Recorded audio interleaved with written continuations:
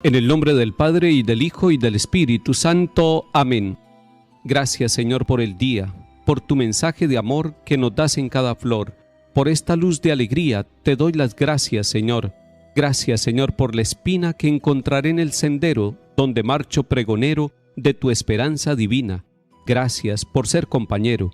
Gracias, Señor, porque dejas que abrace tu amor mi ser, porque haces aparecer tus flores a mis abejas tan sedientas de beber.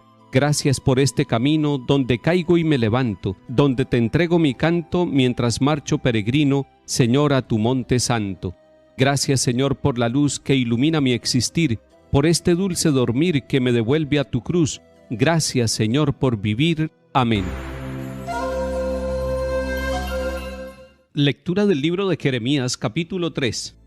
Vuelvan, hijos apóstatas, oráculo del Señor, que yo soy su dueño. Los iré reuniendo, a uno de cada ciudad, a dos de cada tribu, y los traeré a Sión. Les daré pastores según mi corazón, que los apacienten con ciencia y experiencia. Se multiplicarán y crecerán en el país, y en aquellos días, oráculo del Señor, ya no se hablará del arca de la alianza del Señor, no se recordará ni se mencionará, nadie la echará de menos, ni se volverá a construir otra. En aquel tiempo llamarán a Jerusalén trono del Señor. Todas las naciones se incorporarán a ella en el nombre del Señor que está en Jerusalén, y ya no se dejarán guiar por su corazón perverso y obstinado. Palabra de Dios. Te alabamos, Señor.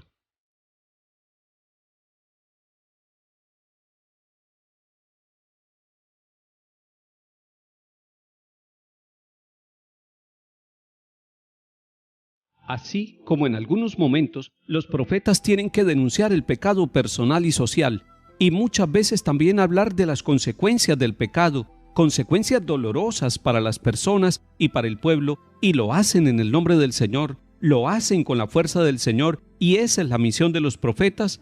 Así también es parte del profeta invitar al pueblo para que regrese a la presencia del Señor. Hoy nos encontramos con esa misión en Jeremías capítulo 3.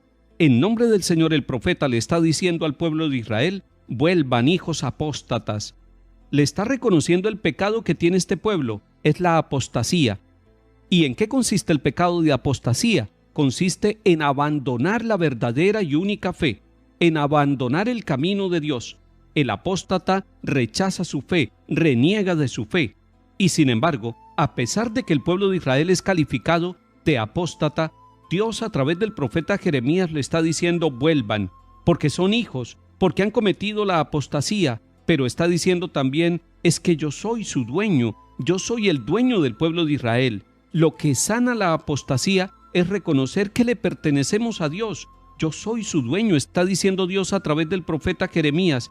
Cuando nosotros recordamos que le pertenecemos a Dios, nos sanamos de la apostasía, no renegamos de Dios, no renegamos de nuestra fe, y no andaremos buscando por otros lados.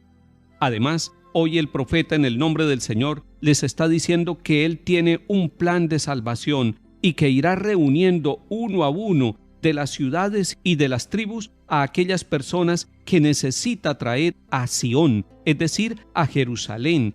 Y Jerusalén es el símbolo de la unidad del país, el símbolo de la unidad de Israel, es la ciudad de Dios, es la ciudad del gran rey, es la ciudad orgullo, es la ciudad vértice del cielo, como la llaman los israelitas.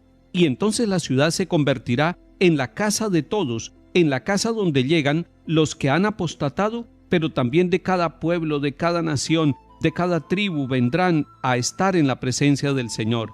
Y además, Dios, nuestro Señor, está prometiendo algo muy importante: les daré pastores según mi corazón, que los apacentarán con ciencia y experiencia.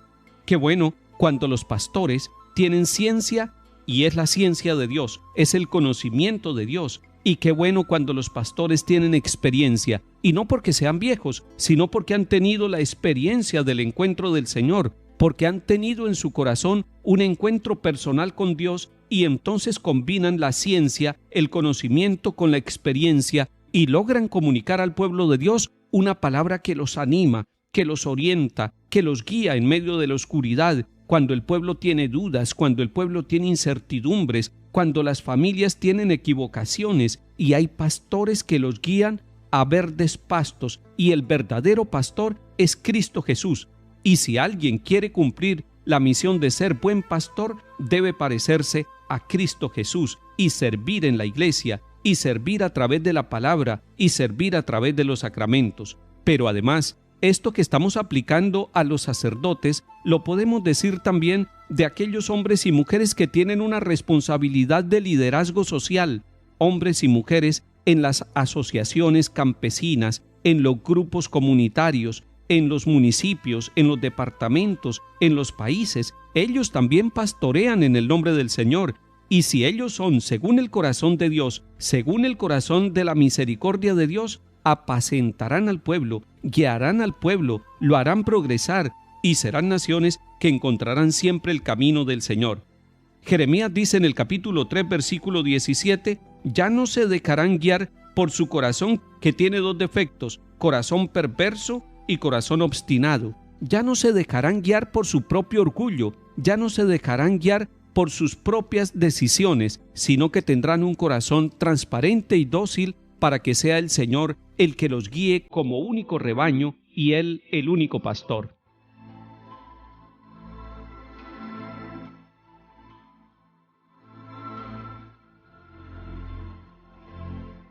El salmo está tomado de Jeremías capítulo 31. Escuchen, pueblos, la palabra del Señor, anúncienla en las islas remotas. El que dispersó a Israel lo reunirá, lo guardará como un pastor a su rebaño, porque el Señor redimió a Jacob, lo rescató de una mano más fuerte. Vendrán con aclamaciones a la altura de Sión, afluirán hacia los bienes del Señor. Entonces se alegrará la doncella en la danza, gozarán los jóvenes y los viejos. Convertiré su tristeza en gozo, los alegraré y aliviaré sus penas.